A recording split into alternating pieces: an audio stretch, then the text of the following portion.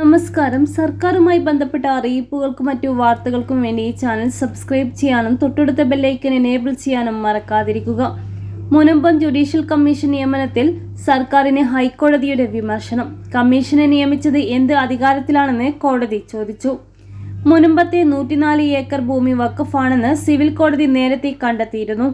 വീണ്ടും കമ്മീഷനെ വെച്ച് എങ്ങനെ തീരുമാനമെടുക്കാൻ കഴിയുമെന്ന് കോടതി ചോദിച്ചു. സർക്കാരിന്റേത് ജനങ്ങളുടെ കണ്ണിയിൽ പൊടിയിടാനുള്ള തന്ത്രമാണെന്നും ഹൈക്കോടതി അഭിപ്രായപ്പെട്ടു. മുനമ്പത്തെ കോടതി കണ്ടെത്തിയ ഭൂമിയിൽ ജുഡീഷ്യൽ കമ്മീഷൻ പരിശോധന സാധ്യമല്ല. കോടതി കണ്ടെത്തിയ ഭൂമി ജുഡീഷ്യൽ കമ്മീഷന്റെ പരിഗണന വിഷയത്തിൽ നിന്ന് സർക്കാർ ഒഴിവാക്കിയിട്ടില്ല. വഖഫ് കമ്മീഷൻ റിപ്പോർട്ട് 2010 സർക്കാർ അംഗീകരിച്ചതാണ്. വേണ്ടത്ര നിയമപരിശോധന കൂടാതെയാണ് സർക്കാർ ജുഡീഷ്യൽ കമ്മീഷനെ നിയോഗിച്ചതെന്നും കോടതി നിരീക്ഷിച്ചു. ജുഡീഷ്യൽ കമ്മീഷന്റെ അധികാരപരിധി വിശദീകരിക്കാനും ഹൈക്കോടതി സർക്കാരിനോട് ആവശ്യപ്പെട്ടു. ഒരു ഭൂമിയുടെ ടൈറ്റിൽ തീരുമാനിക്കാനുള്ള അവകാശം സിവിൽ കോടതിക്കാണ്. ആ അവകാശത്തിൽ ഒരു ജുഡീഷ്യൽ കമ്മീഷന് എങ്ങനെ ഇടപെടാൻ സാധിക്കുമെന്ന് കോടതി ചോദിച്ചു. മുനമ്പത്തെ 104 ഏക്കർ വഖഫ് ഭൂമിയാണെന്ന് സിവിൽ കോടതി ഉത്തരവ് പിന്നീട് ഹൈക്കോടതിയും അംഗീകരിച്ചിട്ടുള്ളതാണ്. അത് എങ്ങനെ ജുഡീഷ്യൽ കമ്മീഷന്റെ ടേംസ് ഓഫ് റെഫറൻസ് ആയി മാറുന്നു?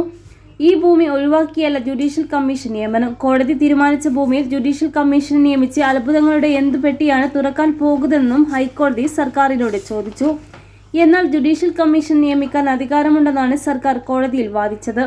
ഉടമസ്ഥാവകാശം സംബന്ധിച്ച കാര്യങ്ങൾ കമ്മീഷന്റെ പരിധിയിലില്ലെന്നും സർക്കാർ വ്യക്തമാക്കി.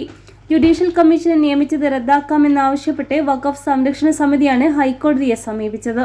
കേസിൽ ബുധനാഴ്ച വിശദമായ വാദം കേൾക്കുമെന്നും ഹൈക്കോടതി അറിയിച്ചു. മുനമ്പം ഭൂമി പ്രശ്നത്തിൽ സമരം ശക്തമായതോടെയാണ് സർക്കാർ റിട്ട ജസ്റ്റിസ് CN രാമചന്ദ്രൻ നായരെ ജുഡീഷ്യൽ കമ്മീഷനായി നിയമിച്ചത്. കമ്മീഷൻ സിറ്റിംഗുകൾ തുടരുന്നതിനിടെയാണ് ഹൈക്കോടതി ഇടപെടൽ.